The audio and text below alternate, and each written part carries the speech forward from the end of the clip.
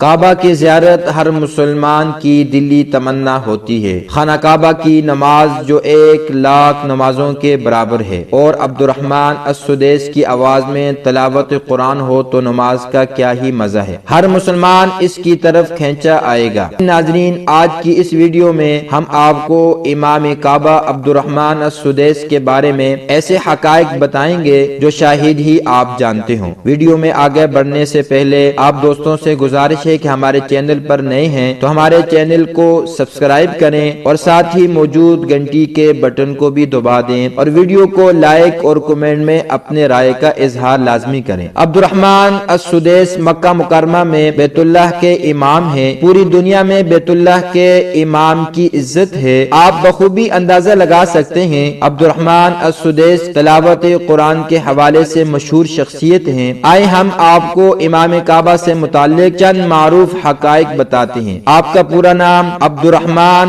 بن عبدالعزیز السدیس ہے۔ عبد الرحمن سدیس کی تاریخ پیدائش 10 فروری 1960 میں دارالحکومت ریاض میں پیدا ہوئے۔ انزا قبیلے سے تعلق رکھتے ہیں۔ عبد الرحمن السدیس نے 12 سال کی عمر میں قرآن کریم حفظ کر لیا اور 1969 میں گریجویشن کیا۔ 1983 میں انہوں نے ریاض یونیورسٹی سے اسلامی شریعت میں ڈگری حاصل کی۔ 1987 میں انہوں نے ماسٹر کیا اور 1995 میں اسلامی شریعت میں ڈاکٹر کی سند مکمل کی۔ انہوں نے ریاض یونیورسٹی میں پھر ام القرى یونیورسٹی میں پروفیسر کی حیثیت سے خدمات انجام دیے۔ جب وہ صرف 24 سال کے تھے انہوں نے گرینڈ مسجد میں بطور امام منتخب کیا گیا۔ انہوں نے 19 جولائی 1984 میں 24 سال کی عمر میں پہلا خطبہ دیا۔ سن 2012 میں سدیس کو مسجد کے صدر کے عہدے پر مقرر کیا گیا۔ انہوں نے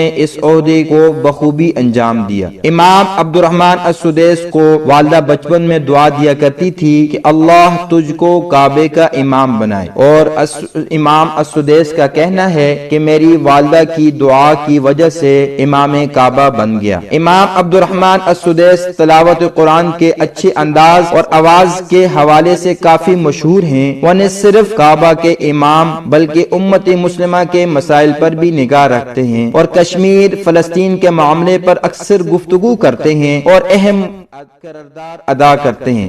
دبئی کے ذریعے انہوں نے سن 2005 میں اسلامی شخصیت کا سال عنوان دیا گیا تھا۔ انہوں نے دہشت گردی کے خلاف جنگ میں ایک کردار ادا کیا اور واضح کیا کہ دھماکہ، خودکشی اور دہشت گردی کا اسلام سے کوئی تعلق نہیں اور اسلام میں ان چیزوں کی کوئی گنجائش نہیں۔ انہوں نے اسرائیلی آبادکاریوں کے ذریعے سے فلسطینیوں کے بدسلوکی کے بارے میں خاموشی بین الاقوامی طاقتوں کو بھی تنقید کا نشانہ بنایا اور مسلمانوں کو فلسطین کے لیے مزید امداد بھیجنے کا مطالبہ کیا۔ امام سدیس نے اخوان المسلمون تصور کے بارے میں بات کی اور پوری دنیا کے مسلمانوں پر زور دیا کہ وہ فلسطین، عراق، صومالیہ، کشمیر کے مسلمانوں کی مدد کریں۔ انہوں نے پاکستان کے دارالحکومت اسلام آباد میں سن 2007 میں لال مسجد کے ہونے والے واقعے کے خلاف منتظمین کے کردار پر ان کی مذمت کی۔ ایک دینی کانفرنس میں اسپیکر نے امام السدیس سے ان کی تنخواہ کے بارے میں جاننے کی کوشش کی مگر امام سدیس خاموش ہو گئے۔ امام سدیس کے ساتھیوں نے بتایا کہ سعودی حکومت حرمین کے تمام ائمہ کا معاوضہ نہیں دے سکتی۔